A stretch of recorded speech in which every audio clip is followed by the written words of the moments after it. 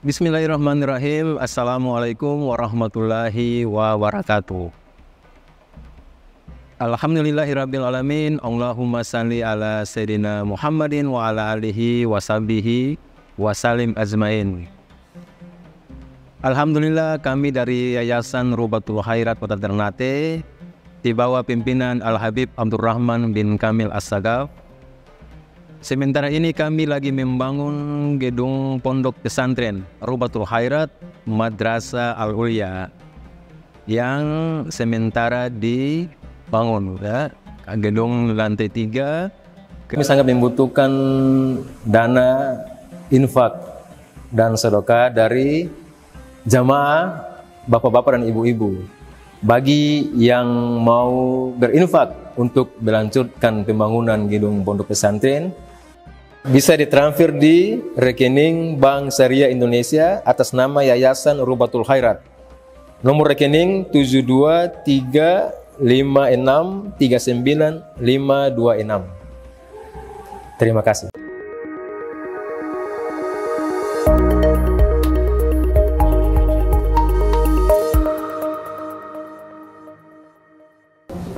Yang pertama, saya hormati narasumber kita yang pada hari ini sudah sempat hadir bersama kita, Al-Ustadzana Habib Abdurrahman bin Kamil As-Sagaf wa Al-Ustadzana Rahmat M. Home, dan kita semua yang sebagai peserta dalam kegiatan ilmiah pada hari ini.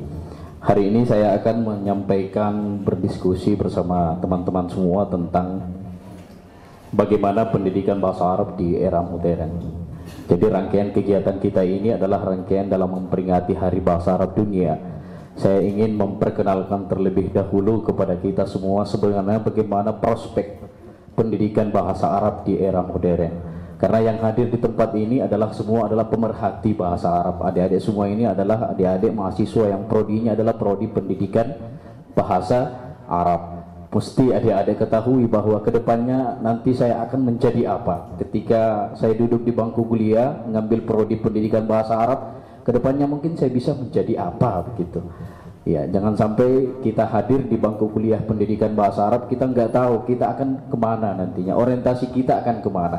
Di kesempatan yang mulia dan berbahagia ini, izinkan saya menyampaikan beberapa hal. Saya peringkas untuk hanya sekedar memberikan pengantar saja.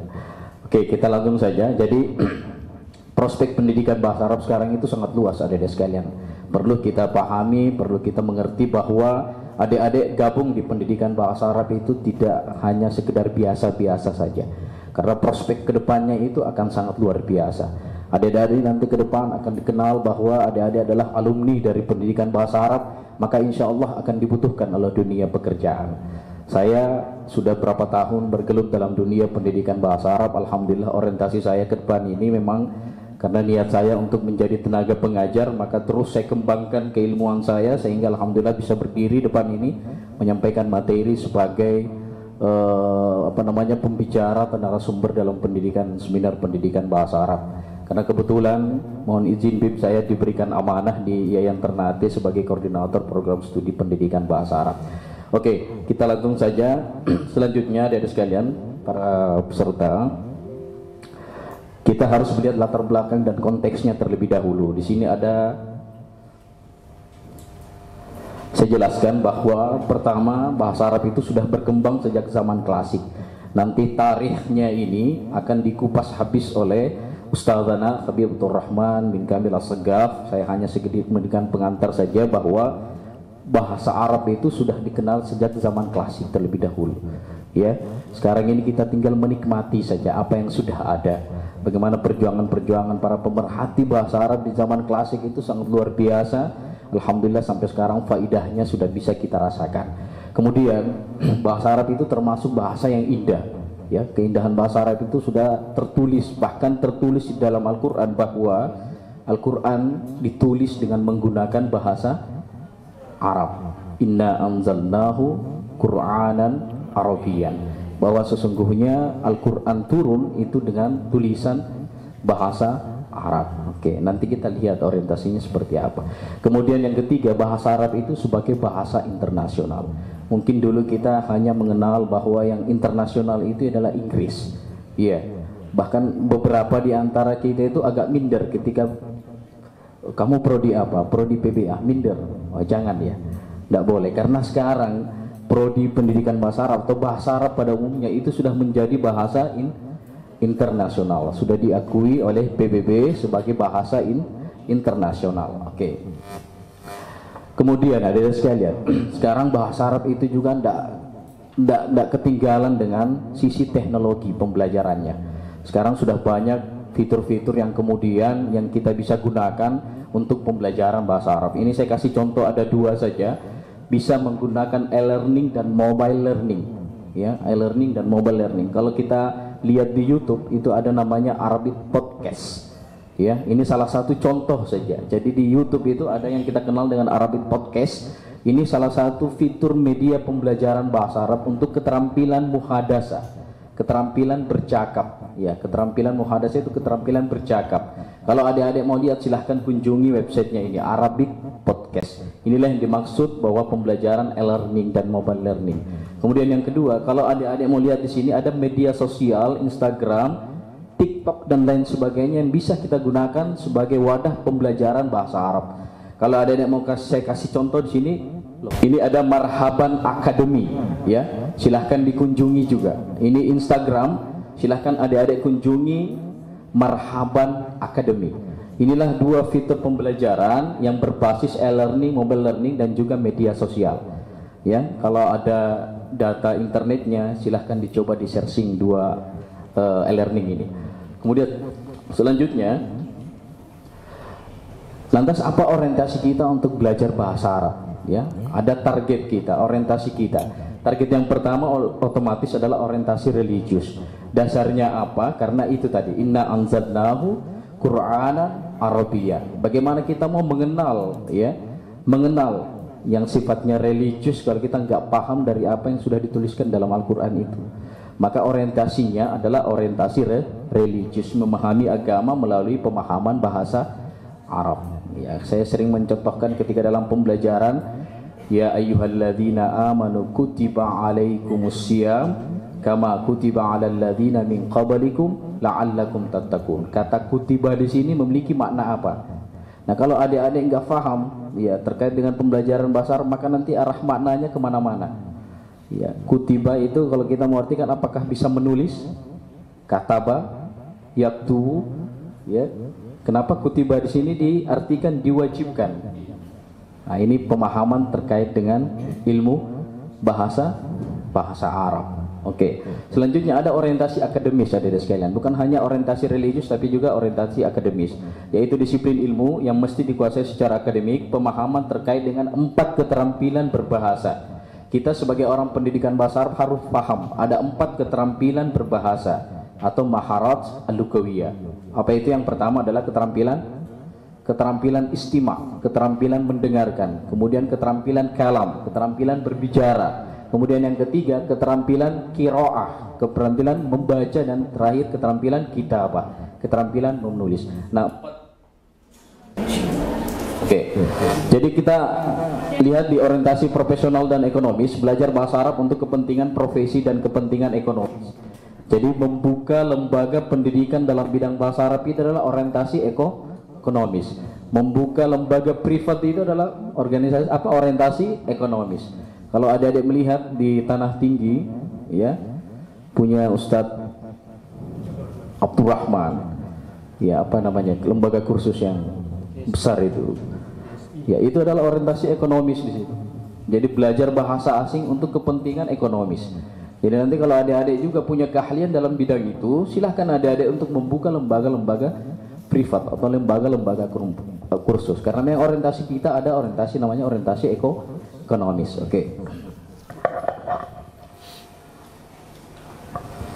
Selanjutnya ada strategi dan pendekatan dalam pendidikan bahasa Arab. Kita bisa menggunakan dua pendekatan. Yang pertama metode direct and communicative approach, atau kalau dalam bahasa Arab ini dikatakan tariqah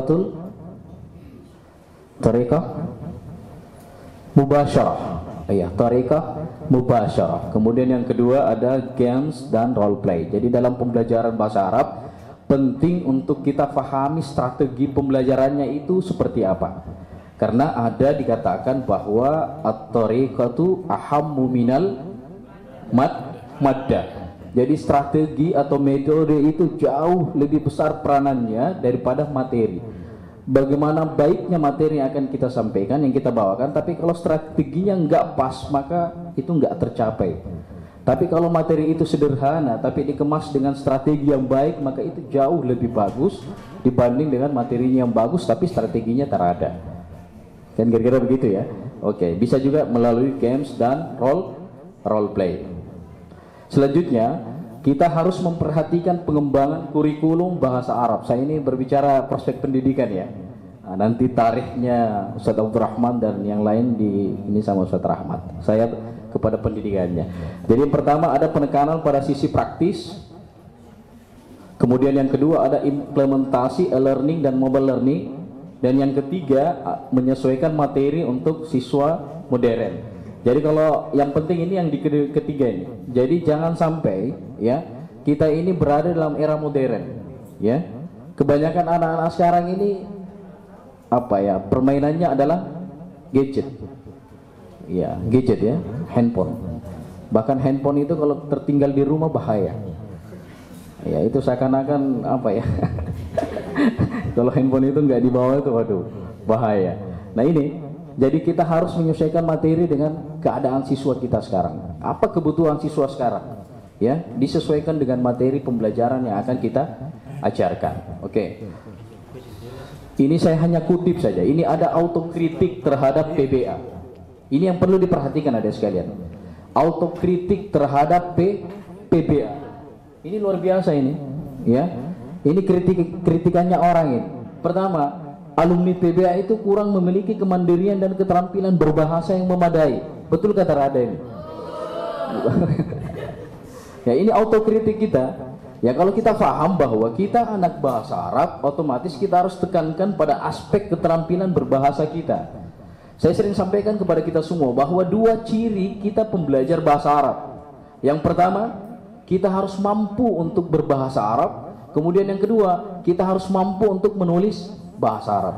Kalau dua-duanya ini kita nggak miliki, berarti kita bukan pembelajar bahasa Arab. Ya, berarti kalian prodi biologi.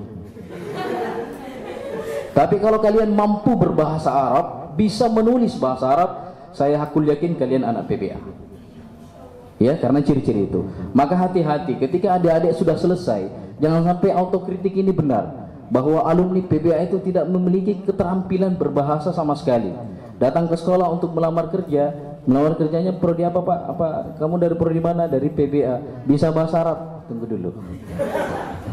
Hati-hati ya. Kemudian yang kedua, daya saing kita menjadi rendah jika dibandingkan dengan alumni dengan lembaga-lembaga lain. Kemudian yang ketiga, bahasa Arab kadang dipandang sebelah mata oleh masyarakat akademik. Ini yang harus kita buktikan teman-teman sekalian, saudara-saudara sekalian, bahwa bahasa Arab itu nggak biasa-biasa saja. Bahasa Arab itu punya prospek yang sangat luar biasa. Orientasinya jelas. Iya. Kalau adik-adik nanti akan ziarah kemana dan kemana yang kemudian menggunakan bahasa Arab, ya di situ akan nampak kelebihan kita. Kita mampu untuk menggunakan bahasa itu. Tidak hanya seperti video yang tersebar ketika ditanya alamatnya kemana, tunjukkanlah kami jalan yang lurus. Ihdinas siratal mustaqim. Bertanya alamat, ihdinas siratal mustaqim. Kemudian tanya, tolong dimatikan lampunya. Bahasa Arabnya apa? Inna lillahi wa inna ilaihi raji'un. Ya, salah satu prospeknya itu, adik-adik insya Allah akan berangkat haji, berangkat umroh. Nanti di sana akan nampak bagaimana faedah, manfaat kita untuk belajar bahasa Arab. Penting itu adik-adik sekalian. Kemudian bahasa Arab hanya dianggap sebagai ilmu alat untuk memahami agama. Ya, tanpa memandang orientasi pembelajarannya yang lebih luas. Kita ini punya faedah dua. Ya, kalau orang lain mungkin hanya bisa mempelajari bahasa Arab dengan biasa saja, kita luar biasa. Kenapa? Karena bahasa itu kita pelajari. Ya, bahasa itu kita pelajari. Kalau dari KBBI itu mengatakan bahwa bahasa Indonesia itu tetap diutamakan. Ya, bahasa daerah itu dilestarikan. Kalau adik-adik dari daerah tertentu silahkan, jangan tidak bisa pakai bahasa daerahnya. Orang Ternate harus pandai bahasa Ternate. Ya, orang Galela harus pandai bahasa Galela. Orang Makassar harus pandai dengan bahasa Makassar. Karena bahasa daerah itu harus kita lestarikan. Untuk bahasa asing itu wajib untuk dipelajari. Jadi bahasa Indonesia tetap utama, bahasa daerah dilestarikan, kemudian bahasa asing wajib untuk dipelajari, baik Arab ataupun Inggris. Nah, solusi alternatifnya, saya langsung saja, solusi alternatifnya adalah bisa dengan mempermantap keterampilan berbahasa Arab kita. Kemudian yang kedua, keterampilan aplikasi komputer. Nah, ini juga yang penting ya, karena kita berada pada zaman teknologi, jangan ketinggalan dengan pengaplikasian komputer. Jangan sampai ada anak bahasa Arab yang nggak bisa buka laptop. Jangan sampai ada anak bahasa Arab yang nggak tahu apa itu pointer. Ya, tadi Pak Hamdi suruh tolong ambilkan pointer. Ustaz, apa itu pointer? Nah, jangan sampai ketinggalan dalam hal itu, maksud saya ya, nggak boleh. Kemudian yang ketiga, keterampilan menggunakan aplikasi berbasis Android dalam pembelajaran bahasa Arab.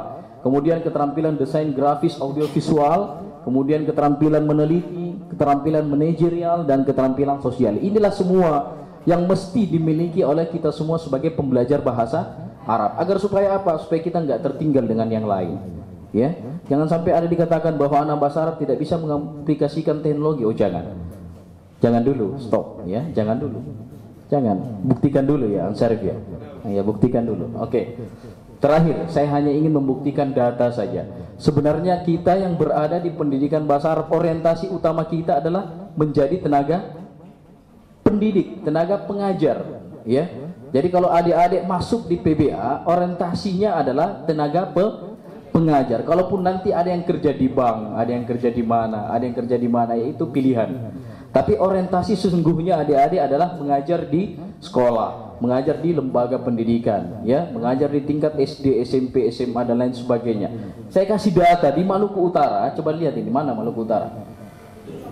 Nomor berapa? Nomor 27. Maluku Utara ada 473 madrasah dengan berbagai macam tingkatan.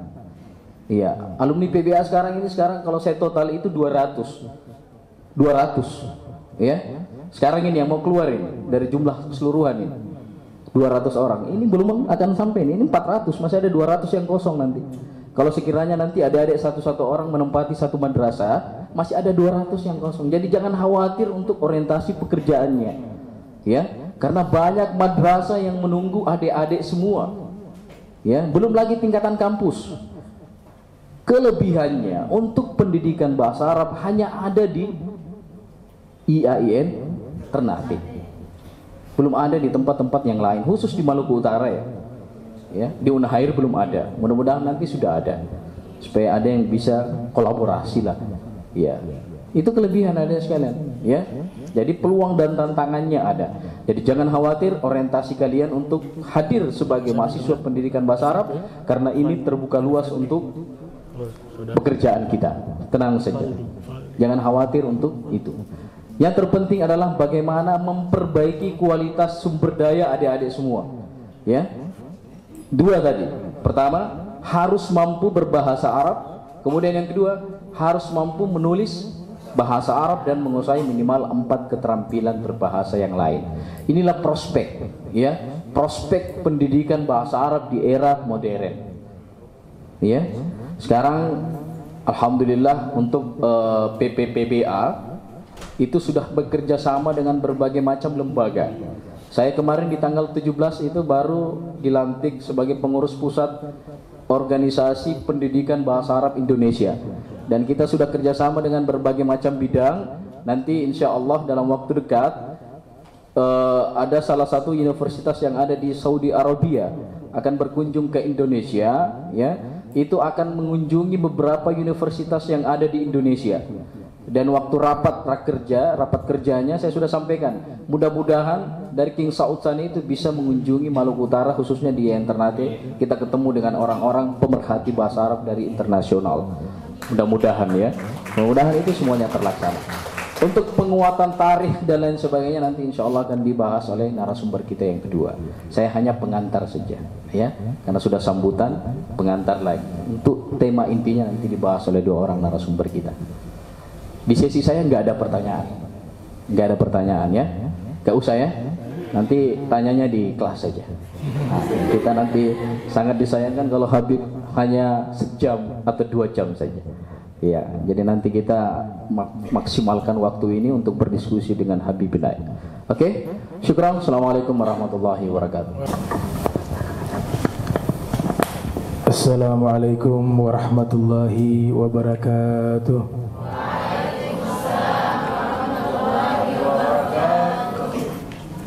Alhamdulillah, alhamdulillahilladzi anzala al-Qur'ana bil lisanil arabiyyin mubin. Thumma salatu wassalamu ala sayyidina Muhammadin al-mab'uthi rahmatan lil alamin wa ala alihi wa sahbihi ajma'in, amma ba'd. Yang saya muliakan, yang saya hormati Al-Ustaz As-Suyuti, mata'anallahu ta'ala bituli hayatihi wa umrihi wa nafa'ana bihi wa bi'ulumihi fid darain. Ini tafaulan dengan imam besar Al-Imam As-Suyuti. Ada ulama julukannya Ibnul Kutub, anak kitab. Diberikan julukan itu sebab beliau produktif mengarang kitab. Dihitung oleh para muhaddithun sekitar 400 judul kitab ditulis oleh Al-Imam As-Suyuti. Yang saya muliakan, saya hormati akhi Al-Ustaz Rahmat, ya, mata'anallahu ta'ala bituli hayati wa umrih. Ini juga tafaulan dengan ulama, namanya Syekh Rahmatullah. Kalau kita kenal Ahmad Deedat, ya, yang pakar di dalam Muqarnatul Adyan, perbandingan agama, itu terinspirasi dari kitab tulisan Al-Ustadz Rahmatullah Al-Hindi, orang India, berjudul Izharul Haq. Kemudian India juga.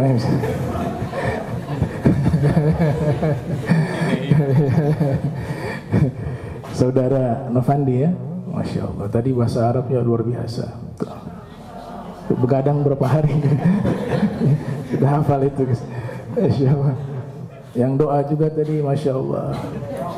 Iya, iya, begitu menghanyutkan, ya. Sedih. Saya belum dengar doanya sudah khusyuk duluan.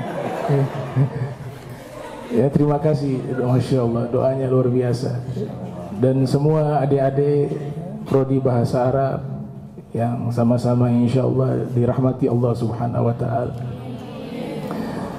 Tadi tema yang disebut, ya, berkaitan dengan at-tarikh wa ahammiyah al-lughah al-arabiyyah, ya, sejarah dan urgensi dari bahasa Arab. Urgensi itu pentingnya bahasa Arab. Mungkin tadi nanti Ustaz Rahmat di bagian urgensinya itu saya sedikit saja menyampaikan. Sedikit apa agak lama, Ustaz? Lama. Oh. Jadi bahasa Arab ini sangat penting. Ya, sebelum saya masuk ke tarikhnya, saya pernah baca satu kitab, itu Al-Kawakib Ad-Durriyah, ya, itu syarah dari Mutamimah Ajurumiyah, karya Syekh Al-Ahdal.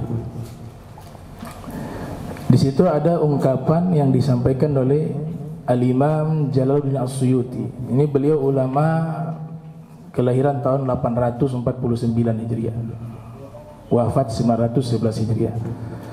Di situ beliau mengatakan pentingnya bahasa Arab, li'annahu yahtaju ilaiha jami'ul ulum, karena semua ilmu agama Islam ini butuh kepada bahasa Arab. Ada dokter namanya Dr. Hasan Yashu, ya, bahkan menulis satu karya ilmiah berjudul Hajatul Ulumil Islamiyah ila Lughatil Arabiyyah, butuhnya ilmu-ilmu agama Islam kepada bahasa Arab. Sebut saja kalau kita katakan al-mufassirun yahtajuna ila lughah Arabiyyah. Para ulama ahli tafsir Al-Quran mereka butuh kepada bahasa Arab. Karena Al-Quran sebagaimana dikutip tadi oleh Ustaz As-Suyuti, inna anzalna Al-Qur'ana Arabiyyah, kami turunkan Al-Quran menggunakan bahasa Arab. Maka syarat utamanya adalah mufassir itu harus memahami bahasa Arab. Kita berbicara ahli hadis, al-muhaddithun, wa kadzalika yahtajuna ila al-lughah Arabiyyah. Mereka juga butuh kepada bahasa Arab, sebab hadis Rasul Muhammad sallallahu alaihi wasallam itu menggunakan bahasa Arab. Al-muwarrikhun kadzalik, wal usuliyun kadzalik. Ya, semua fan ilmu agama Islam membutuhkan bahasa Arab. Dan ini disebut dengan ilmu alat, ya. Ilmu alat artinya tanpa dengan alat kita tidak akan bisa untuk melakukan satu pekerjaan, yaitu mengkaji ilmu agama Islam. I'lam anna sarfa ummul ulum wa nahwa abuha.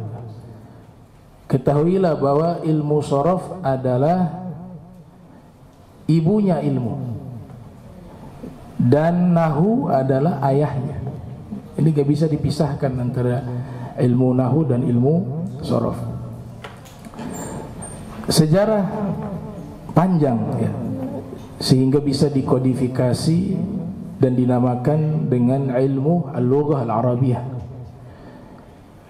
Jadi kalau kita berbicara ilmu bahasa Arab, sanadnya ini kembali kepada pintunya ilmu, yaitu al-Imam Ali ibn Abi Thalib karramallahu wajhah. Jadi ilmu bahasa Arab, ilmu Al-Quran, dan beberapa cabang ilmu tasawuf sekalipun itu diteliti oleh al-Imam al-Mutafannin al-Muhaddith al-Hafiz Ahmad bin Muhammad bin Siddiq al-Gumari, bahwa sanadnya itu keilmuan Islam banyaknya bersambung kepada al-Imam Ali ibn Abi Thalib karramallahu wajhah, termasuk ilmu bahasa Arab.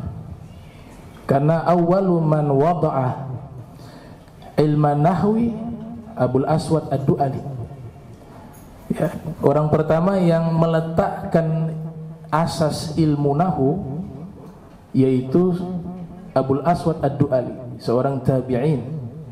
Wa kan min talamiz al-Imam Ali bin Abi Thalib. Beliau muridnya Imam Ali bin Abi Thalib. Imam Ali yang ajarkan ilmu nahu kepada beliau, dan beliau yang mengasasnya. Jadilah satu ilmu sistematis yang bisa kita pelajari sampai saat ini yang disebut dengan ilmu nahwi. Ilmu sharaf juga demikian. Orang pertama, awwalu man wada'a ilma sarfi, bernama Mu'az al-Harra. Mu'az al-Harra adalah orang pertama yang mengasas dan meletakkan ilmu sharaf. Memang ada beberapa pendapat, ya, tapi saya cenderung ke pendapat ulama yang menyatakan Mu'az al-Harra sebagai pengasas dari ilmu sharaf. Apakah cukup sampai di situ ilmu bahasa Arab? Kita pelajari ilmu nahwu, ilmu sharaf? Tidak cukup. Ada pelengkapnya, ilmu balaghah. Namun ini juga menjadi sangat sulit kalau kosakata kita kurang, mufradat.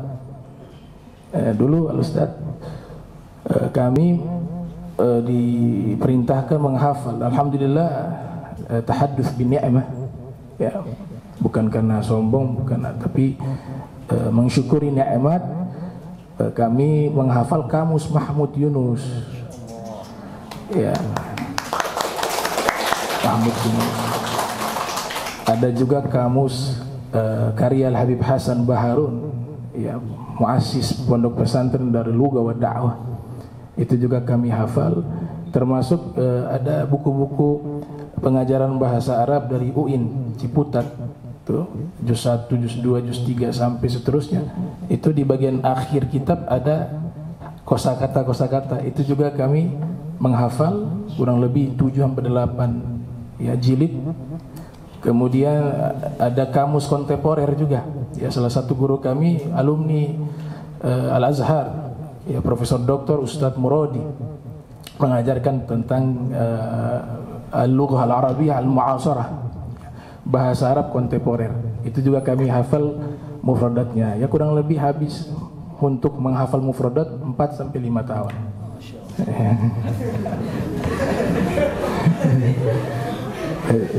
Artinya apa? Begitu panjang ya menuntut ilmu. Ya.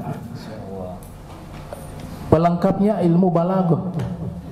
Kenapa diistilahkan dengan ilmu al-balaghah? Balaghah kan bisa dimaknai dari kata balagha yablughu bulugha.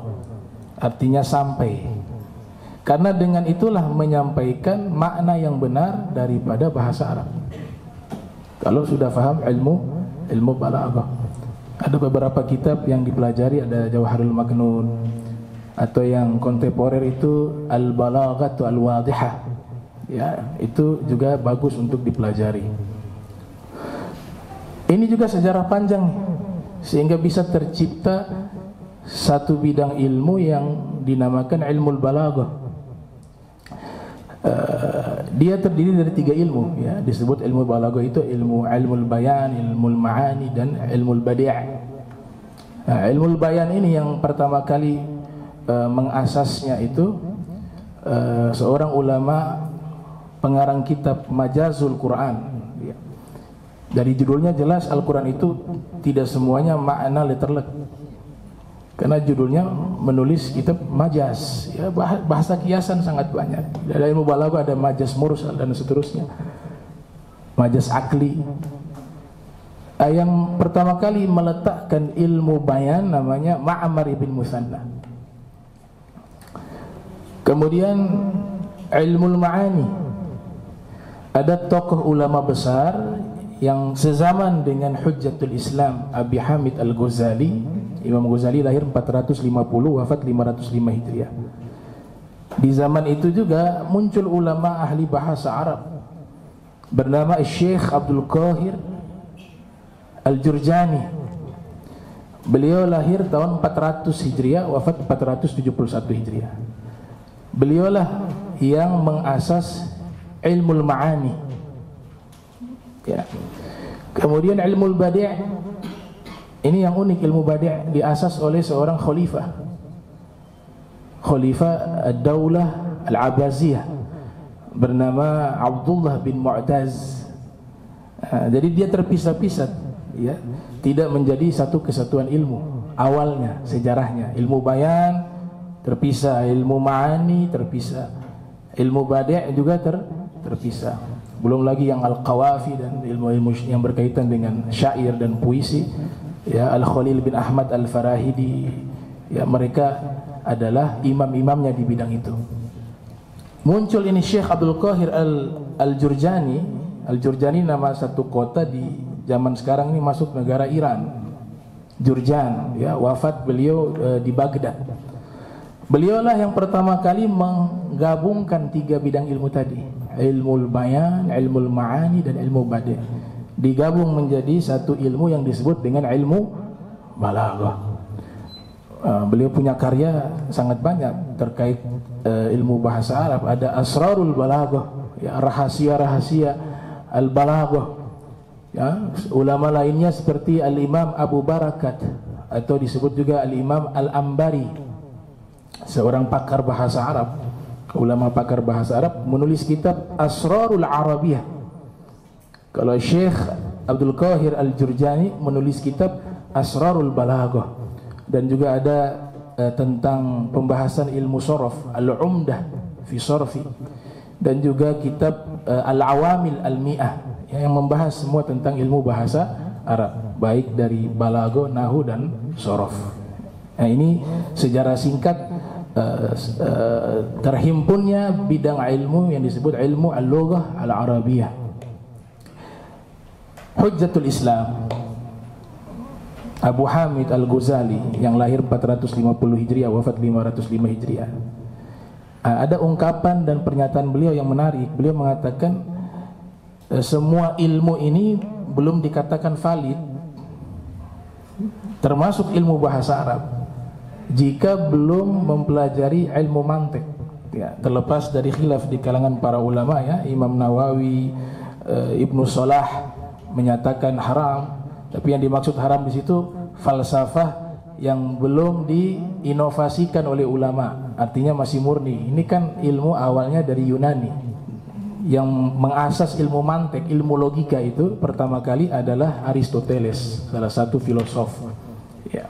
Kemudian dikembangkan oleh filosof Muslim, ya, mulai Al-Kindi, Al-Farabi, Ibnu Sina, sampai ke masanya Al-Imam Al-Ghazali. Dan Imam Al-Ghazali punya satu penemuan baru dalam sejarah keilmuan usul fikih. Ya, dikatakan oleh ulama, awwalu man adkhala al-mantiqa fi usul fikih. Orang pertama yang memasukkan ilmu mantik ke dalam usul fikih itu adalah Al-Imam Al-Ghazali dalam kitab Al-Mustashfa beliau. Beliau mengatakan, man lam yadrus al-mantiqa la yuthaq bihi bi ilmihi. Man lam yadrus al-mantiqa la yuthaku bi'ilmihi. Orang yang tidak mempelajari ilmu mantik, ilmu logika, maka ilmunya tidak valid. Kenapa ilmu mantik gak bisa dipisahkan dengan ilmu bahasa secara umum dan secara khusus ilmu bahasa Arab? Karena sebab yang bisa menerjemahkan logika, ide, pemikiran itu lewat bahasa. Ide yang masih ada di kepala kita, di otak kita, ini otak dengan hati juga jadi khilaf di kalangan ulama. Wa aqlun wa qalbun, itu pembahasan khusus, ya. Di kalangan para ulama beda pendapat, yang berpikir hati yang disebut dengan qalbun, juga terjemahannya juga khilaf juga. Ada yang mengartikan jantung, ada yang mengartikan hati. Ataukah yang berpikir itu aqlun. Nah, itu pembahasan tersendiri di kalangan para ulama. Tapi ada ibarat yang baik yang ditulis oleh Ibnu Zawzi Al-Baghdadi yang lahir tahun 510 Hijriah, wafat 597 Hijriah, dalam kitab Qisasul Azkiya, membahas tentang khilafiyah antara aqlun wa qalbun. Jadi ide yang ada di otak kita itu tidak bisa diketahui kecuali harus lewat dengan apa? Bahasa. Dan bahasa juga tidak bisa disampaikan kecuali melalui pemikiran, proses berpikir. Sebab itulah ilmu bahasa tidak akan bisa terpisah dengan ilmu mantik. Tuh. Ada salah satu tokoh, saya tidak berbicara tentang mazhab, ya, kita bicara secara global tentang bahasa Arab. Hasan Al-Banna, ya, salah satu tokoh Ikhwanul Muslimin, pimpinan Ikhwanul Muslimin. Itu ada ungkapan beliau menarik. Beliau mengatakan, al-kalamu nisful qalb. Ucapan itu separuh dari isi hati.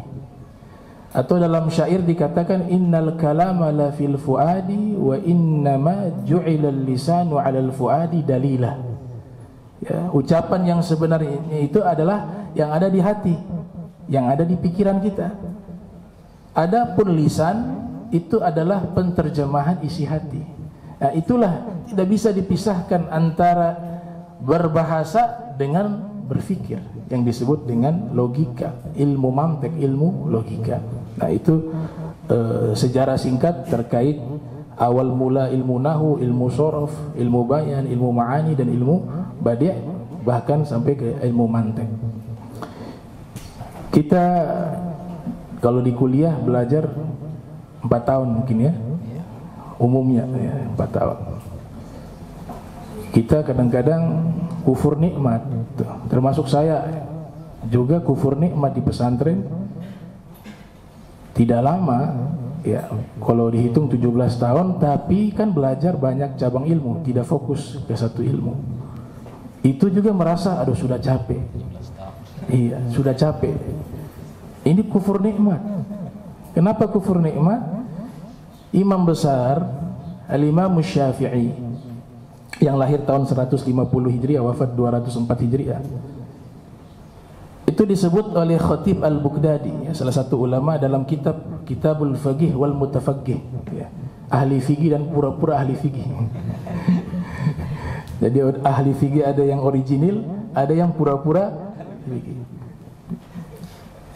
Di situ disebutkan anak mantunya Imam Syafi'i pernah bertanya kepada Imam Syafi'i, kau belajar bahasa Arab berapa lama, wahai Imam Syafi'i? Beliau mengatakan, diriwayatkan oleh Khatib Al-Baghdadi yang melanjutkan keterangan ini, fa'adhama al-Imam Syafi'i ilmah lughah atau ilmu al-Arabiyah wa ayyaman nas 20 sanatan. Imam Syafi'i memperdalam ilmu bahasa Arab dan sejarah manusia itu 20 tahun. Itu baru bahasa Arab. Fokusnya beliau memperdalam ilmu bahasa. Serius beliau. Kita baru 4 tahun, baru 10 tahun, baru 17 tahun. Mengatakan sudah capek. Imam Syafi'i 20 tahun. Apa tujuan Imam Syafi'i dengan serius memperdalam ilmu bahasa Arab? Beliau mengatakan wa ma aradtu bihadza illa isti'anatan li fiqhi. Saya belajar ilmu bahasa Arab tujuannya agar apa? Membantu saya memahami nas Al-Quran maupun As-Sunnah, atau bisa juga memahami hukum Islam yang nanti disebut dengan ilmu fikih. Dan orang yang pakar di bidang bahasa Arab, dia bisa melihat penafsiran yang berbeda dibanding dengan orang yang tidak pakar di bidang bahasa Arab. Sudah, kalau bahasa Arab, kalau di Jazirah Arab, orang Arab bisa bahasa Arab. Tapi ketika ada yang memang mendalami ilmu bahasa Arab, tentu dengan bahasa Arab yang fusha, nah mereka bisa mengetahui rahasia di dalam Al-Quran. Mereka bisa mengetahui rahasia di dalam hadis Nabi sallallahu alaihi wasallam. Ya, sehingga Ibnu Abi Hatim Ar-Razi dalam kitab beliau Adabus Syafi'i wa Manaqibuh, Imam Syafi'i mengatakan ashabul Arabiyah jinnul ins yubsiruna ma lam yubsir ghairuhum. Ulama yang pakar di bidang bahasa Arab itu mereka bagaikan bangsa jin di kalangan bangsa manusia. Mereka bisa melihat sesuatu yang tidak bisa dilihat oleh orang lain. Artinya penafsiran-penafsiran yang sangat dalam, rahasia-rahasia yang disebut tadi asrarul arabiyah wa asrarul balaghah, nah mereka saja yang paham. Yang tidak memperdalam ilmu ini tidak akan mengerti itu.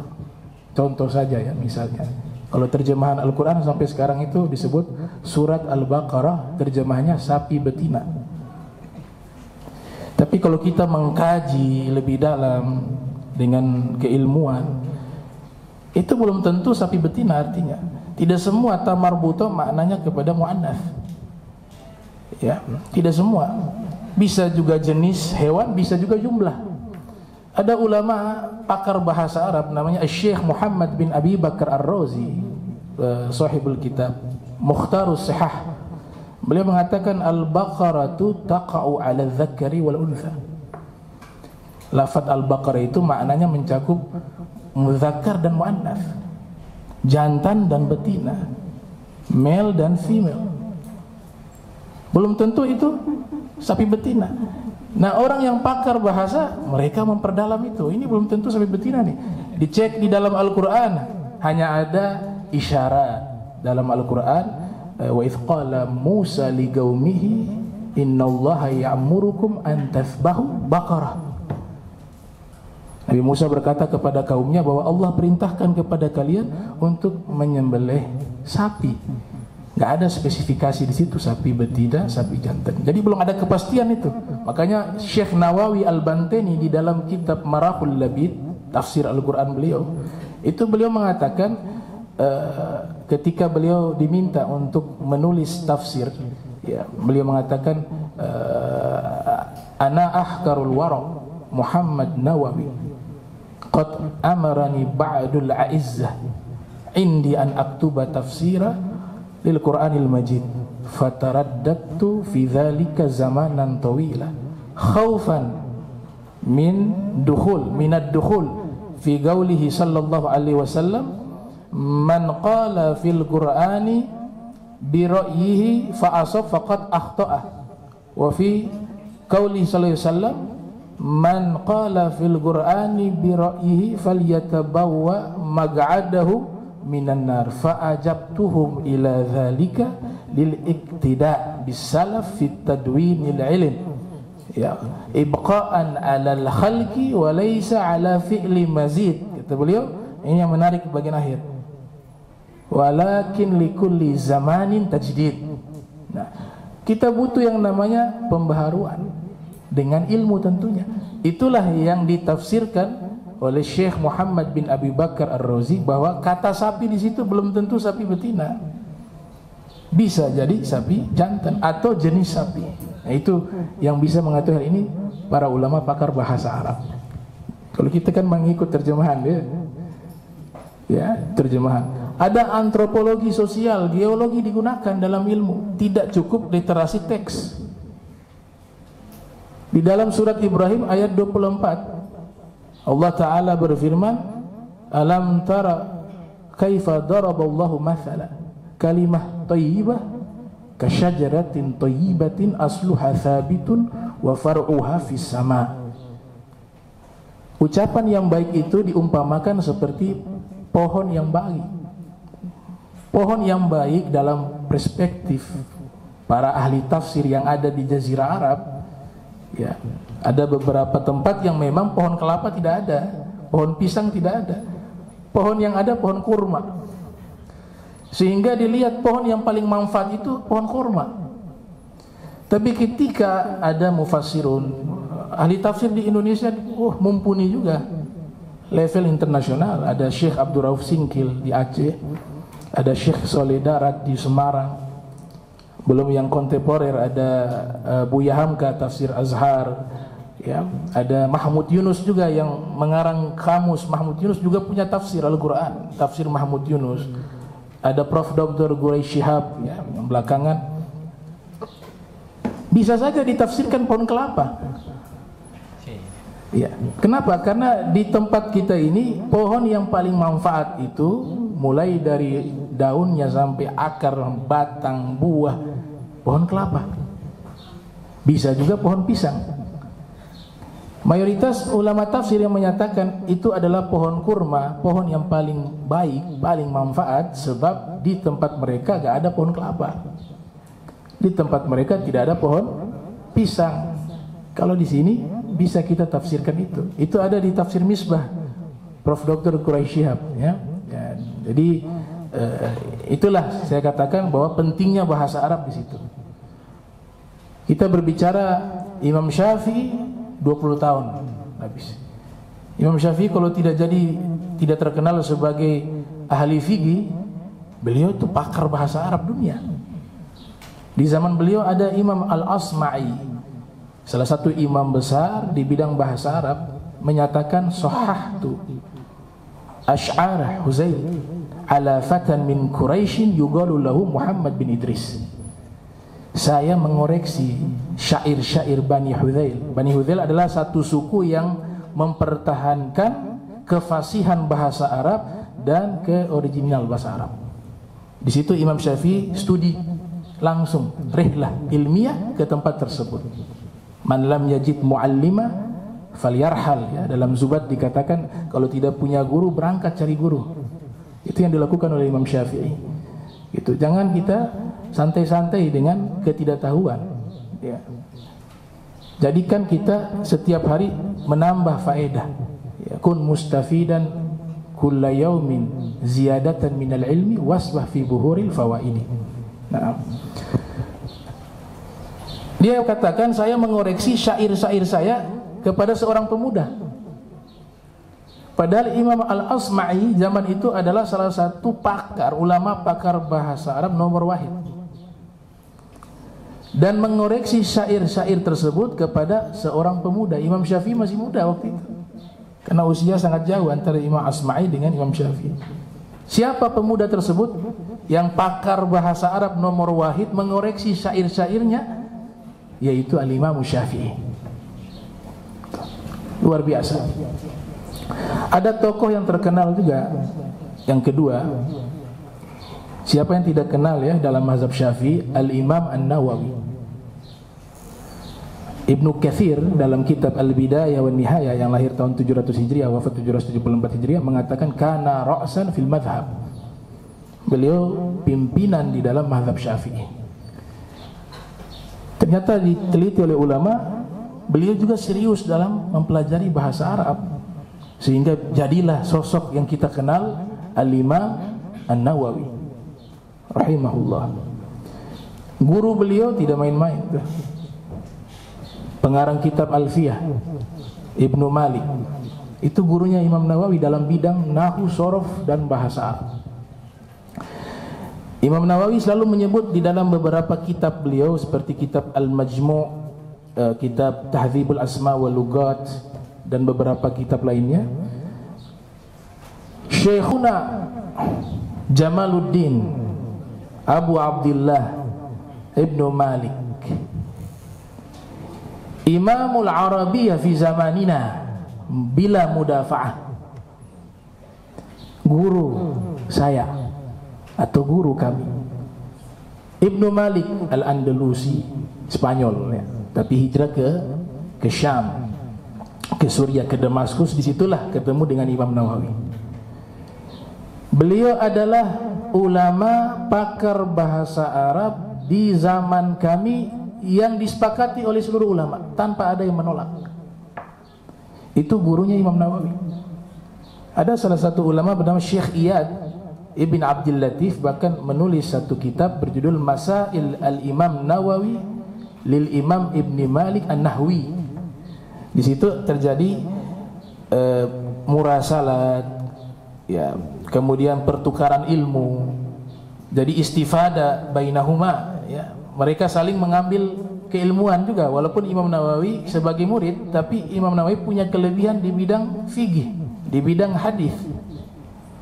Sampai sang guru itu menyanjung ketika Imam Nawawi menulis kitab Minhajut Talibin, beliau mengatakan ishtaha ayyahfadha al-minhaja i'jaban bima yaktub wa yu'allif. Sang guru punya keinginan untuk menghafal kitab Minhajut Talibin, karya sang murid Imam Nawawi. Kenapa? Karena kitabnya sangat luar biasa. Apa yang ditulis, apa yang disusun itu luar biasa.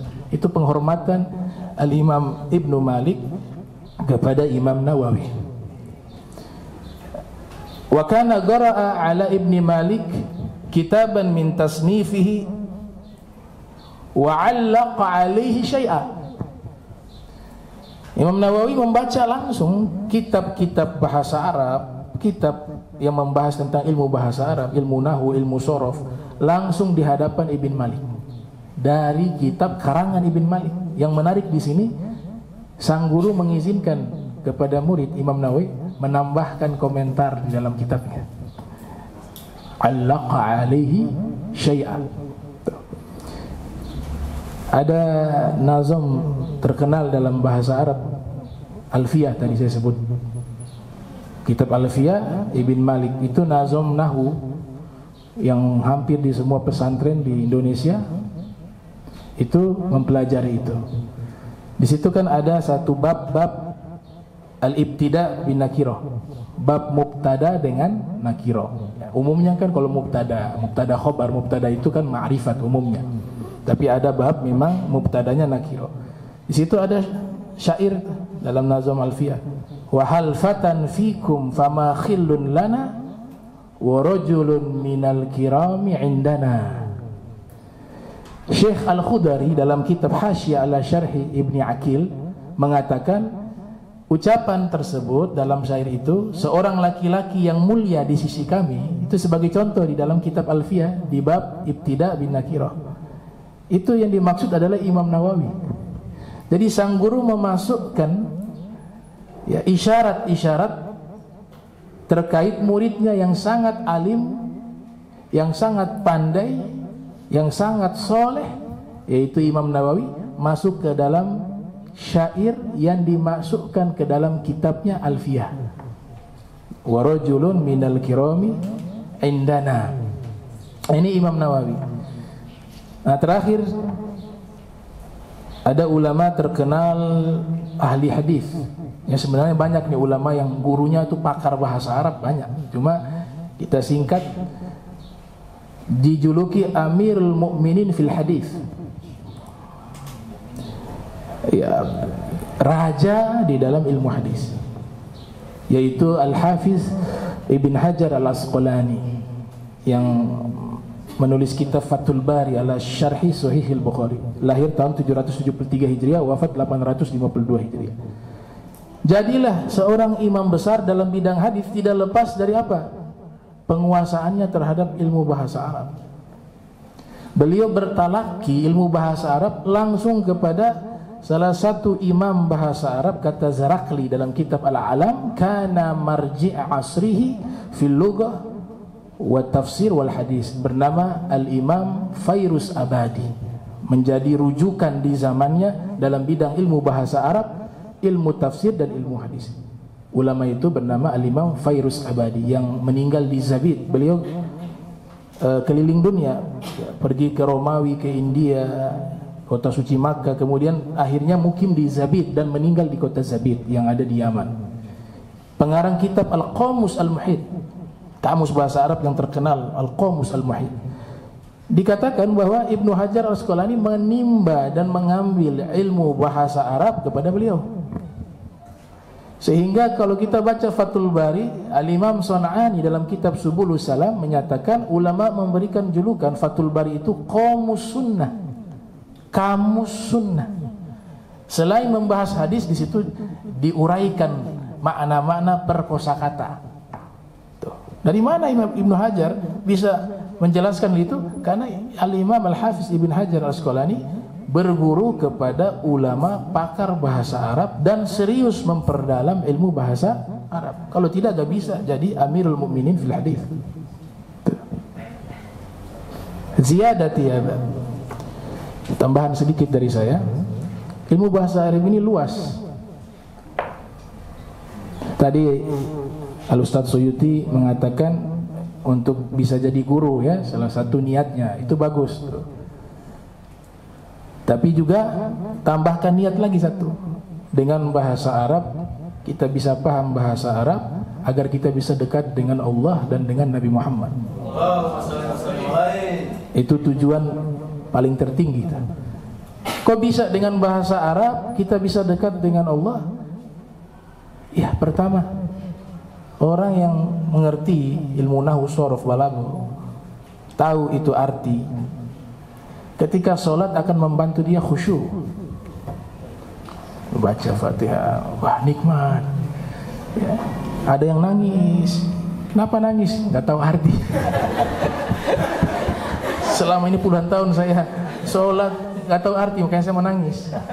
Jadi menangis itu dalam sholat ada dua tafsiran. Yang pertama, menangis karena sudah puluhan tahun sholat gak tahu artinya, maknanya, atau karena memang sudah masuk kepada maqam khusyuk karena faham maknanya. Itu. Nah, itulah salah satu tokoh ulama besar pakar bahasa Arab dunia di zaman itu, Ibn Hisham Al-Misri. Beliau ini sebenarnya keluar dari madrasah Kufiyah dan Basriyah. Kalau belajar nahwu kan ada dua mazhab terkenal ya dalam ilmu bahasa Arab. Ada Al-Madrasah Al-Kufiyah, ada Al-Madrasah Al-Basriyah. Al-Basriyah imamnya Imam Sibawih. Kalau Kufiyah Al-Imam Al-Kisai. Ini beliau juga ahli bahasa Arab dan ahli qiraah. Qiraah sab'ah yang disebut qiraah Al-Kisai beliau juga. Tapi kalau Ibnu Katsir beda ya. Kalau Ibnu Katsir dalam qiraah itu orangnya berbeda dengan Ibnu Katsir yang mufassir. Itu berbeda. Ibn Hisham Al-Misri ini sebenarnya beliau al-khuruj baina al-madrasatain. Beliau sebenarnya keluar dari dua mazhab ini. Beliau punya manhaj sendiri, metodologi sendiri, uslubnya sendiri, sistematis sendiri. Afkar, pemikiran-pemikiran tentang kebahasaan Arab ini juga tersendiri. Beliau menulis kitab Mughnil Labib an Kutubil A'arib tentang ilmu nahwu. Tapi contoh yang dibahas paling awal Al-Quran. Ada yang bertanya, kenapa tidak ngarang tafsir saja? Kok yang antum habiskan waktu hanya mengarang membahas ilmu nahwu? Beliau katakan apa? Al-Mughni yugnihi. Kitab Mughni membahas tentang nahwu itu sudah mencakup juga tafsir, sudah cukup untuk disebut juga kitab tafsir. Karena contoh-contoh yang digunakan menggunakan Al-Quran, kemudian dijabarkan secara bahasa. Itulah yang disebut metodologi tafsir al-manhaji al-lughawi. Ada satu metode tafsir Al-Quran disebut menafsirkan Al-Quran dengan metodologi bahasa, tahlilul lughah ya. Diuraikan berkosakata maknanya. Ada juga saking luas ilmu bahasa Arab, membahas ilmu nahu tapi dari perspektif ilmu tasawuf. Lebih keren lagi. Ada ulama bernama Al-Imam Abdul Karim Ibn Huzan Al-Kushairi Naisabur, pengarang kitab Ar-Risalah Al-Kushairiyah, masyhur, terkenal. Beliau menulis kitab nahu, tapi karena basicnya itu paling dasar tentang tasawuf, beliau kaji ilmu nahunya dengan perspektif sufistik. Jadi gak bahas tentang nahu lagi. Raf'u, ar-raf'u an-nasab, al-jar, al-jazm, itu filosofinya ada. Rafa itu angkat, makanya harokat rafa itu biasa di atas. Jangan jadi orang yang angkat, sombong. Kalau jadi sombong, khafat, akan diturunkan oleh Allah, dihinakan oleh Allah. Tapi kalau dia tawadu, ar-raf'u, akan Allah angkat dia.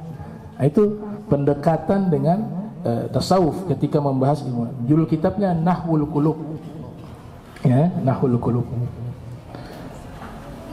Ada ulama besar di Maroko, guru dari guru kami secara sanad, ya, tidak ketemu langsung tapi guru dari guru kami. Ini ahli hadis, ahli an-naqid juga. Ya. Sering membuat studi kritis terhadap kitab-kitab terdahulu, ya. Tapi beliau berikan hujjah, argumentasi juga, dan dengan adab dan akhlak. Tuh. Mengkritik kitab Imam Suyuti itu hal yang biasa dalam bidang keilmuan. Beliau ketika pindah ke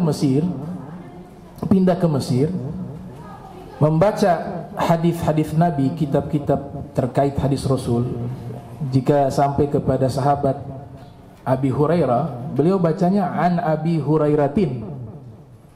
Dalam ilmu nahwu kan itu mamnu' ani tasrif atau ismun gairu munsharif. Gak boleh dibaca tanwin dan kasroh. An Abi Hurairatin itu dalam ilmu nahwu keliru. Tapi beliau sengaja baca begitu di hadapan ulama. An Abi Hurairatin. Wah, ini ulama sudah mulai ini. Wah, ini nahunya salah nih. Biasa kan ilmu yang membuat orang sombong, ilmu nahu juga terus. Baca salah nih. Harusnya muslimun dibaca muslimin.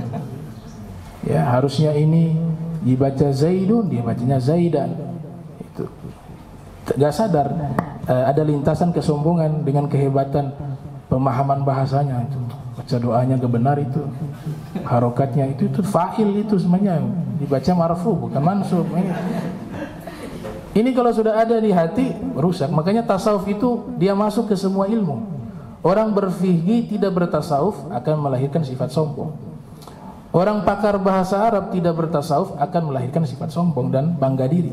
Semua ilmu kita butuh yang namanya tasawuf di dalamnya agar hati kita terjaga. Gitu. Tadi beliau sengaja tuh an Abi Hurairatin, an Abi Hurairatin. Nahunya itu kan mamnu ani tasrif, ya beliau paham. Itu ilmu dasar. Tapi beliau ingin menunjukkan satu ilmu baru kepada para ulama yang hadir. Selesai beliau mengajar, dari seminar yang beliau sampaikan, ada yang menyampaikan hal itu. Maaf ya Sayyidi al-khata' tadi fil qiraah. Abu Hurairah mamnu ani tasrif. Itu salah dalam bacaan tadi, gak boleh itu Abu Hurairah dibaca tanwin, apalagi sampai dikasrohkan lagi. An Abi Hurairatin, itu Hurairatinnya itu yang salah. Kata Sayyid Ahmad Al-Gummari, beliau mengatakan itu saya faham. Itu saya masih belum balik sudah faham tuh ilmu begitu. Karena mereka punya ayah ulama dan berguru langsung kepada pakar bahasa di Qarawin di Maroko yang sanad ilmunya langsung secara nasab dan sanad ilmu bersambung kepada pengarang kitab Hasyiah Khudari yang mensyarahkan daripada menghasyiahkan syarah Ibn Aqil. Itu guru mereka langsung tuh. Jadi komik mereka sebelum tidur dibaca itu kitab-kitab bahasa Arab begitu, nahwu sorof, paham tentang itu. Tapi beliau apa? Beliau katakan, saya mau kasih ilmu baru, bahwa masalah membaca an Abi Hurairatin itu terjadi khilaf di kalangan ulama, dan saya bisa tunjukkan dalil-dalilnya secara bahasa, secara hadis, secara mantek, dan semua ilmu tafsir semuanya saya bisa tunjukkan dalil itu. Muncul ulama mengarang kitab Syekh Sahsanawi namanya, Izahatul Hairah fi Sarfi Abi Hurairah. Kitab itu membahas tentang apa? Bahwa membaca Abi Hurairah dengan ditasrif, ditanwin, dikasrohkan itu adalah satu hal yang memang juga banyak ulama hadis terdahulu membaca demikian. Bahkan ada satu riwayat bahwa Rasulullah SAW itu pernah memanggil dengan sebutan begitu, ya Aba Hurairatin. Kalau Nabi sudah bicara begitu gak bisa dilawan dengan nahu sorof. Ya. Makanya di dalam surat Al-Fath ayat 10 itu kan disebut alaihullah. Alaihu dalam ilmu nahu salah alaihi. Tapi berani gak kita mengatakan Al-Quran salah nih? Iya kan? Alaihullah surat Al-Fath ayat 10 itu gak berani. Apa hikmahnya? Bahwa sesungguhnya bahasa Arab itulah yang harus tunduk dengan firman Allah, bukan firman Allah tunduk dengan bahasa Arab, karena manzilahnya lebih tinggi. Kemudian dijelaskan oleh ulama untuk menghormati lafzul jalalah, ya. Kalau dibaca alaihi kan tarqiq tipis, sedangkan Allah Maha besar, maka dibaca dengan dhamma sehingga jadi tafhim, jadi tebal bacaan untuk mengangkat nama Allah. Gitu. Nah, ini beberapa kitab, ya saya mungkin silakan Ustaz Rahmat ya, insyaallah. Kalau keasikan kadang-kadang lupa waktu Ustaz. Jadi mungkin itu saja mungkin dari saya ya. Minta maaf jika kepanjangan. Walafu minkum. Wassalamualaikum warahmatullahi wabarakatuh. Syukran lillah ra'isin nadwa akhina Nufandi. Alhamdulillah, wassalatu wassalamu ala Rasulillah wa ala alihi wa sahbihi wa wala. Allahumma salli ala sayyidina Muhammadin wa ala alihi wa ashabihi ajma'in. Fadilatul Mukarram Al-Ustaz Sayyuti Atman Sa'id, mutakallim al-awwal wa huwa kara'isil qism al-lughah al-arabiyyah, al-mutakallim al-thani Sayyidi wa Murabbi Al-Habib Abdurrahman bin Kamil Asghaf, wa huwa alimul Arabiyyah wa ghairiha. Sebenarnya saya agak gugup ini ya. Saya sebenarnya dari tadi keringat bukan karena AC ya, tapi karena saya tidak tahu apa yang mau saya bicarakan. Lebih diperparah lagi ketika Ustaz Sayuti juga menyampaikan materi yang akan saya sampaikan. Jadi saya sebenarnya improv untuk penutup saja ya. Nah, al-muhtaramun al-hadirun min al-asatidh wa talabah min qism at-ta'lim al-lughah al-arabiyyah al-ahibba. Nah, tashilan li wa tafhiman lakum saballighukum bil lughah al-indonesia. Sebenarnya itu alasan aja.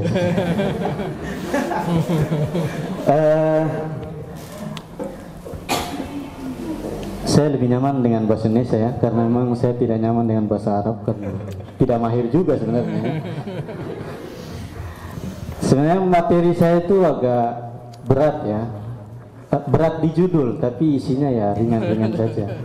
Intinya saya menutup pemateri kedua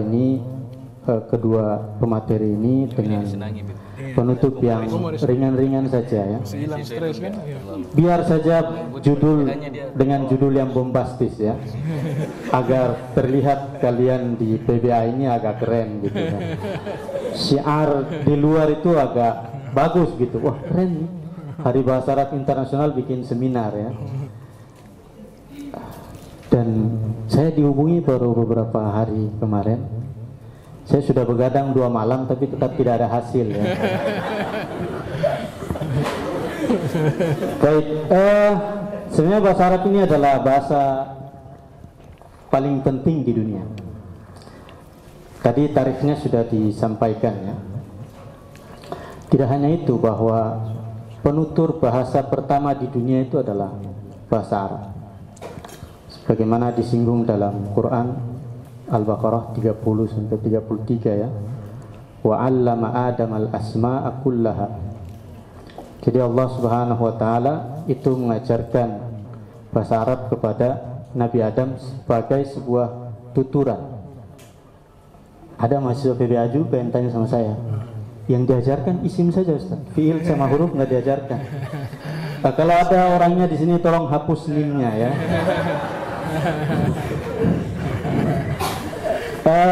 Itu salah satu bukti bahwa bahasa Arab itu begitu mendunia. Bahkan setelah Allah ciptakan mulut, Allah ciptakan bahasa Arab untuk diucapkan oleh Nabi Adam alaihi salatu wassalam. Kemudian kenapa bahasa Arab ini juga kalau dalam struktur kebahasaan di tarikh lughah itu dia masuk ke rumpun bahasa Semit ya. Jadi di rumpun bahasa Semit tertua itu bahasa Arab. Dan dia terjaga sampai hari ini. Kenapa bisa terjaga sampai sejauh ini? Tadi sudah disampaikan, karena bahasa Arab memiliki proteksi langsung ya, ada garansi proteksi ilahiyah, himayatul ilahiyah. Sebagaimana disampaikan tadi dalil-dalilnya oleh Habib dan juga Ustaz Sayuti, inna anzalnahu Qur'anan Arabiyyan. Jadi Quran diturunkan sengaja dipilih menggunakan bahasa Arab. Dalil proteksinya, inna nahnu nazzalna dzikra wa inna lahu lahafizun. Jadi kelanggengan bahasa Arab sampai sekarang itu menjadi bahasa yang awet dan terus berkembang.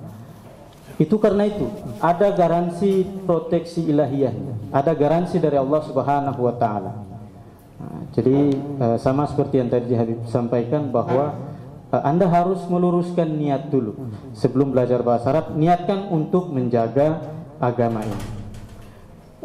Jumlah penutur bahasa Arab di dunia itu ya, jumlah penutur bahasa Arab di dunia itu kurang lebih 300-an juta penutur ya, lebih dari 25 negara itu menggunakan bahasa Arab sebagai bahasa resmi.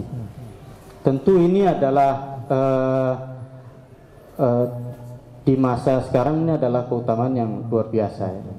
Bahasa Arab juga menjadi bahasa resmi di antara 6 bahasa resmi di dunia, di PBB, di Perserikatan Bangsa-Bangsa. Ada Mandarin juga, bahasa Inggris. Bahkan sebelum bahasa Inggris mendunia, sebenarnya bahasa Arab lebih dulu mendunia. Anda tadi disampaikan banyak oleh Habib tentang bagaimana bahasa Arab itu berkembang ya. Bahkan para filosof ya, filosof terkenal itu karyanya lebih banyak diterjemahkan dari bahasa Arab dulu, kemudian bahasa Arab lainnya. Karya-karya misalnya Aristo, Plato dan sebagainya. Filosof-filosof itu dikenal di peradaban barat itu lebih dulu diterjemahkan dalam bahasa Arab dulu. Apalagi di era sekitar 9-10 Hijriah ya, di Andalus itu banyak kitab-kitab diterjemahkan dari Latin ke dalam bahasa Arab. Lalu orang-orang Eropa mengambil terjemahan lewat mereka belajar bahasa Arab dulu, baru mengambil ilmu-ilmu dari para filosof itu. Bahkan ilmuwan-ilmuwan Islam yang mendunia itu mereka sebenarnya memulai dari ahli dalam bidang bahasa Arab dulu. Siapa misalnya Anda sebut Ibnu Jinni ya, penulis Khosais. Kemudian ada Qanun Fittib Ibnu Sina ya, karya masterpiece terbesarnya itu, yang diterjemahkan dalam bahasa Inggris jadi The Medicine. Jadi kalau Anda spesialis kedokteran itu harus merujuk ke Ibnu Jinni, kitabnya itu yang sudah diterjemahkan dalam bahasa Inggris. Tapi kalau dalam bahasa Arab ya lebih lengkap lagi. Siapa? Ibnu Khaldun, Muqaddimah, ini filosof besar ya. Itu ditulis dalam bahasa Arab. Bahasa Arab memang bahasa yang punya kompleksitas tinggi, bahasa yang sangat universal, mendunia, ya mendunia lah ya. Nggak usah ditunggu saya mau bilang apa ya. Ya begitulah kebuntuan saya ya. Emang agak kurang ajar ini keprodinya ini. Manfaat bahasa Arab dalam dunia global. Yang pertama tentu terhadap pemahaman agama kita. Beberapa waktu yang lalu saya melihat seliweran sebuah video pendek TikTok ya. Saya main TikTok juga, tapi untuk dakwah ya. Anda cek TikTok saya tuh yakin tidak ada joget-joget, tapi saya melihat banyak juga asatid yang dakwahnya lewat TikTok. Itu saja, tapi saya tidak like joget-joget, tidak like. Di situ ada seorang penceramah. Bayangkan dia menafsirkan surah Al-Qari'ah itu. Dia baca Al-Qari'ah. Diartikan apa? Pembaca Quran perempuan. Jadi perempuan yang baca Quran. Ini kan baru dia kasih salahkan yang menerjemahkan hari kiamat. Ini rasa-rasanya kalau cuman terjemah Al-Qari'ah itu tidak perlu kuliah di PBA lah, sudah tahu insya Allah ya. Baca Quran terjemahan juga sudah tahu. Masa Al-Qari'ah itu dianggap Al-Qari'ah? Dan itu viral di mana-mana. Nanti sebentar saya kasih lihat ya. Itu fatal ya, dan video itu sudah dilihat oleh ribuan orang. Ini penting dalam pemahaman agama ya. Jadi tadi sebagaimana ulama-ulama klasik itu dia tidak boleh menyampaikan ilmu kalau tidak bisa bahasa Arab. Karena kesalahan-kesalahan itu bukan kesalahan kecil kalau mengartikan Al-Qari'ah sebagai perempuan yang baca Quran itu. Kalau ada anak PBH itu ya hapus NIM ya, tidak usah kuliah, pulang saja. Kemudian yang kedua, untuk keterampilan komunikasi lintas budaya. Tidak menutup kemungkinan ya, Anda ini juga melakukan perjalanan ke tempat-tempat yang berbahasa Arab. Apalagi Anda mau haji misalnya, umrah. Itu bahasa Arab sangat penting digunakan sebagai bahasa komunikasi. Atau Anda yang main Ome TV, pengen cari penutur-penutur yang ya Natid bil Arabiyah, penutur-penutur bahasa Arab, penting juga Anda menggunakan bahasa Arab berkomunikasi dengan mereka. Itu mereka sangat senang sekali, para pegiat media sosial yang dari Timur Tengah. Itu kita menggunakan bahasa Arab menyapa itu mereka bergembira juga, apalagi yang dari Indonesia. Berapa kali saya tes itu Ome TV, ketemu yang negara-negara Arab itu, pas saya sampaikan sesuatu mereka ndak ini datar saja, padahal ya mungkin karena mereka ndak paham apa yang saya sampaikan.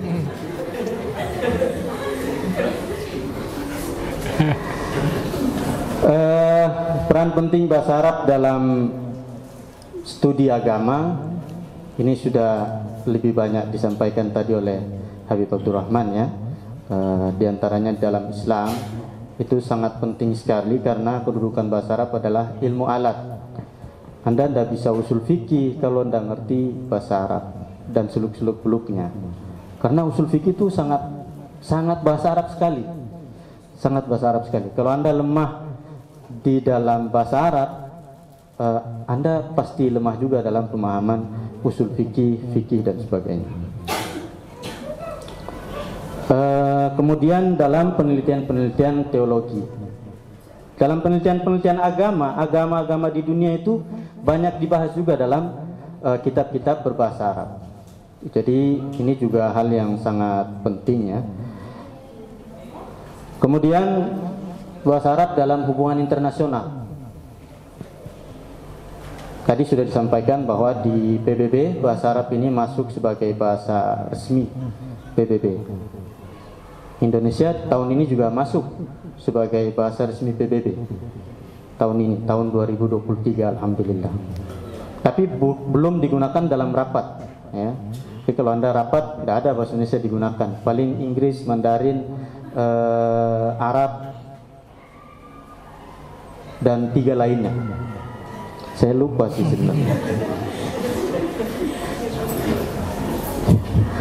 Tidak usah terlalu serius ya. Anda coba menolong kegugupan saya dulu ya. Yang kedua, bahasa Arab sebagai bahasa diplomasi. Bagaimana Anda mau berunding dengan bangsa-bangsa Arab, Liga Arab? Siapa tahu Anda di sini nanti kerja di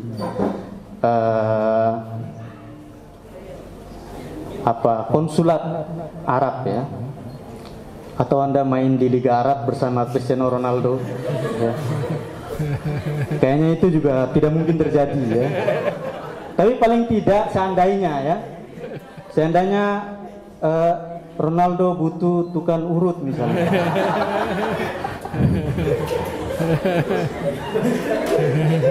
Anda pasti tidak bisa ketemu langsung dengan Ronaldo di Al-Nassr ya.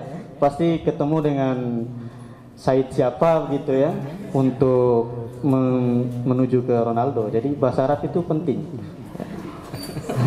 Terima saja basa-basi saya ini ya. Kemudian konsulat dan kedutaan. Nah ini yang penting. Tidak menutup kemungkinan ada di antara kalian yang mungkin jadi duta besar atau duta kecil ya. Di Arab Saudi, di mana, Lebanon, Mesir dan sebagainya. Atau Anda studi S2 ke Mesir, sekalian bahonor di konsulat Indonesia di Mesir. Ini menunjang karir di bidang diplomat ya. Anda perlu membutuhkan bahasa Arab. Jangan salah, siapa tahu ya. Tapi kayaknya memang tidak mungkin sih muka-muka ini.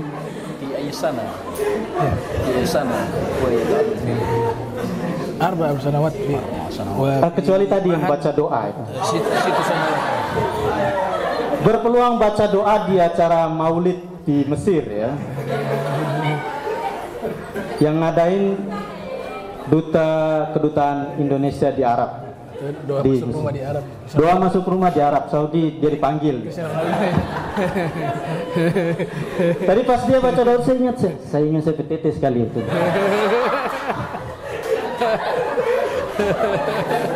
Sangat sepuh ya.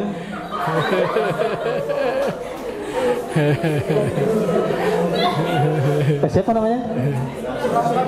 Surahman. Tidak apa-apa. Nanti kalau ada yang tanya, tadi kamu yang dibully? Bukan, itu tadi Surahman. Dia punya saudara kembar soalnya. Jadi bisa ngeles lah ya. Ada kembar. Kemudian pengaruh bahasa Arab dalam kesenian dan sastra. Ini sangat penting. Bahasa Arab ini melegenda dalam seni dan sastra juga. Ya. Buktinya Anda itu lebih sering melantunkan nyanyian-nyanyian Arab.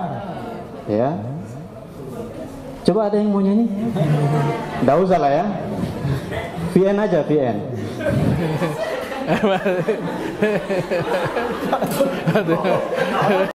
Misalnya dulu orang tidak tahu cara bersyair, tidak tahu cara berpuisi, sampai datang pejuang-pejuang muslim itu yang sering menyampaikan syair-syair perjuangan, puisi-puisi perjuangan ya, menyanyikan nasyid-nasyid nasyid-nasyid dalam perjuangan, sehingga mereka terinspirasi untuk belajar sastra dan seni. Demikian juga dengan musik ya. Musik-musik yang ada pukulan-pukulan drumnya itu sebenarnya banyak dipengaruhi oleh Arab juga ya. Jadi dalam dunia musik itu banyak juga dipengaruhi oleh keindahan dan keragaman musik Arab, dan lebih enak didengar ya. Jadi kalau saya itu kalau tidur harus nyetel itu gambus-gambus itu ya, nggak bisa tidur juga, tapi paling tidak mengantar lah ya, berkelana di ujung. Apalagi Pak Hamdi ini penyair kita, dia sudah punya beberapa puisi tapi dia alirannya agak romans.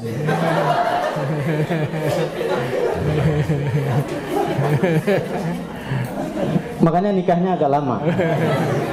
Terlalu lama bersyair itu calon istri bingung, ini anaknya ngancampen apa ini? Kamu mau bilang apa? Terlalu lama bertele-tele itu ya. Kalau yang lain kan cepatnya, saya bisa menikahi kamu atau tidak. Kalau dia masih pergi dulu ke Salero ya, bawa suruh lihat sunrise ya, sambil dibacakan puisi, kelamaan. Puisi dan sastra Arab ini juga perkembangannya di dunia cukup besar, dipengaruhi oleh bahasa Arab. Anda usah aja ditampilkannya. Peluang karir dan kemahiran dalam bahasa Arab. Yang pertama, ya selain tadi Pak Sayuti bilang guru bahasa Arab, Anda juga berpeluang menjadi penyiar berita internasional. Anda sering nonton Al Jazeera atau minimal nonton cuplikan-cuplikan sepak bola yang dari Al Jazeera. Bein Sport juga ada juga laman Yalla Sud. Kalau saya sering nonton tuh di Yalla Sud. Yalla Sud itu kan Ya Allah Sud. Ya Allah Sud. Ya Allah Sud. Kira itu iya, dia menjadi sebuah ekspresi. Jadi penyiar-penyiar sport itu sudah menjadikan bahasa Arab yang agak-agak sebenarnya agak teologis sih, tapi sudah tidak teologis lagi ketika mereka bawakan ya Allah Messi gol. Gol itu ada tamar butohnya itu di belakang. So Anda itu melatih fahmul masmu' ya, fahmul masmu'. Anda bisa nonton cuplikan Al Jazeera atau Yalla Sud, Bein Sport 3 itu berbahasa Arab. Afan Bib, anak masih nonton bola sama. Tapi kalau Israel main, anak ternonton. Habib ini dulu juga penggemar Manchester United ya. Tapi sekarang sudah tidak lagi, bukan karena beliau fokus belajar, tidak. Karena MU kalahan terus.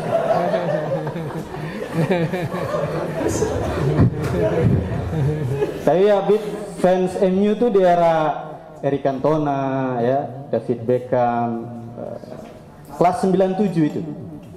Jadi bukan era siapa tuh yang Argentina yang tidak tahu main bola di MU itu?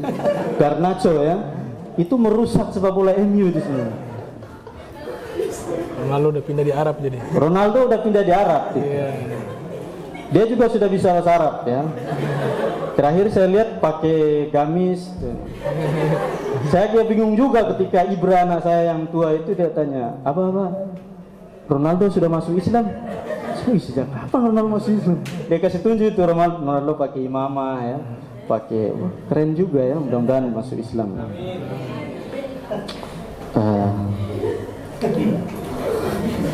Ya ini menyelamatkan saya. Oke, terakhir kesimpulan bahwa sebenarnya bahasa Arab adalah jendela besar kita untuk memandang dunia lebih luas ya. Bahasa Arab punya peradaban yang mengakar kuat di dunia. Jadi dia menjadi bahasa rujukan primer sumber ilmu di dunia. Jadi kitab-kitab besar yang Anda pernah dengar itu dulu seperti tadi saya bilang diterjemahkan dalam bahasa Arab dulu. Jadi Anda jangan merasa minder untuk belajar bahasa Arab. Saya itu dulu, Habib dulu di Yayan juga ya. Ini kita nostalgia. Jadi saya belajar banyak pada Habib Man ini dalam bahasa Arab. Saya murojaah Jurumiyah dulu ya. Di Yayan saya murojaah Jurumiyah sama Habib Man juga sampai selesai. Beberapa kitab juga beliau mengajarkannya kepada saya ya. Di antaranya Tibyan fi adab ya At-Tibyan, kemudian Risalah Muawanah punya Al-Habib Al-Haddad, Imam Al-Haddad, itu beliau mengajarkan juga kepada saya. Beliau dulu di sini, pegawai di sini. Sama-sama. Jadi kerjaan Habib dulu disuruh mengetik kan, jadi admin di Fakultas Syariah. Beliau bilang ke saya, kayaknya saya tidak bisa gitu. Aduh, saya juga tidak bisa menyelamatkan itu, Bib. Antum curhat ke saya dalam status saya sama antum sama-sama honorer di sini. Kalau curhat sama rektor mah tuh langsung. Akhirnya saya sarankan beliau ke Pak Rektor. Pak Rektor cuma bilang, sudah, apapun yang antum lakukan di Yayen itu sudah. Ya, akhirnya aktivitas beliau ya sama saya. Beliau ajarkan kitab ke saya. Ya, jadi saya belajar banyak dari beliau dalam bahasa Arab. Kemudian ya terakhir kemudian kita rumuskan itu untuk buat kursus itu, Bib, ya. Yang awal ada, saya bawa itu sekitar 20 mahasiswa Yayen belajar di rumah Habib dulu. Saya belikan kitab-kitab untuk mereka belajar. Tidak ada yang bertahan satupun. Tapi ada satu yang bertahan, ya, Ustaz Khalid. Itu satu-satunya mahasiswa Yayen yang bertahan. Hatta saya sendiri pun tidak bertahan. Di Jakarta 100 orang. Iya. Si satu juga. Yang di Jakarta juga 100 orang, tinggal satu juga beliau. Jadi memang nanti bisa dilanjutkan. jangan dikira belajar bahasa Arab itu tidak ada tantangannya, ada. Belajar. Butuh sabar, Mang. Kalau Anda bilang tidak ada tantangannya, memang karena Anda tidak mahir soalnya. Kalau Anda sampai pada level mahir itu banyak sakitnya ketimbang sehatnya. Dulu Habib ini belajar bahasa Arab sampai kurus. Iya. Kalau Anda lihat video-video Habib pertama kali ngisi, itu channel YouTube yang buat saya. Ya, itu Habib kurus sekali. Ya belum nikah juga sih, itu faktornya ya. Sudah nikah itu bagaimana?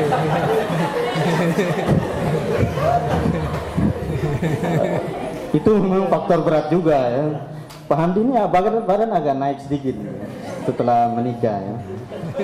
Dulu belum menikah, Pak Aswin dulu aduh apalagi ya. Tulang bungkus kulit ya.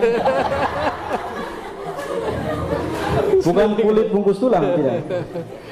Di bahasa Arab tuh sebenarnya ya jangan dianggap gampang. Kalau Anda sampai mahir berbahasa Arab, itu harus ada yang luka, wajib itu ya. Tidak bisa Anda santai-santai. Bahkan dikisahkan, saya sering dikisahkan oleh Habib juga, orang gurunya Habib Abdurrahman, yang namanya sama juga, Habib Abdurrahman Assegaf juga. Itu kalau murojaah bahasa Arab tuh kasih remason di matanya. Kalau saya di dada sih. Masuk angin. Itu menunjukkan bahwa harus ada usaha. Harus ada usaha, ada keinginan yang besar. Kalau Anda belajar bahasa Arab terus Anda masih sempat sendawa, itu berarti Anda masih kenyang dalam keadaan belajar. Anda kerongkongannya belum kering, itu belum mahir Anda nanti. Tidak akan menghasilkan kemahiran. Harus Anda luka dulu ya. Tidak usah hafal kamus lah, Anda tidak hafal kamus nanti mencret nanti ya. Hafal yang ringan-ringan saja, matan jurumiyah, setelah itu naik lagi pelan-pelan sesuai yang dibutuhkan apa saja. Tapi kalau tidak berkorban sama sekali ya, karena semua yang kita kerahkan untuk ilmu pengetahuan, semuanya nih, harta Anda keluarkan, semuanya. Fisik Anda, kekuatan Anda keluarkan semua untuk ilmu, dan semua Anda korbankan waktu semuanya untuk ilmu. Yang Anda dapat itu cuma setengah. Yang Anda dapatkan hanya nisfahu, setengahnya. Ya kalau Anda hanya mengeluarkan setengah-setengah, ya berarti tidak ada yang Anda dapatkan. Itu saja logikanya kan. Jadi dalam belajar bahasa Arab pun saya belajar banyak dari beliau, bahwa Anda butuh keseriusan, dan itu diterapkan di tempat kursusnya Habib ya. Sana masih ada santri-santri yang bertahan, ini ada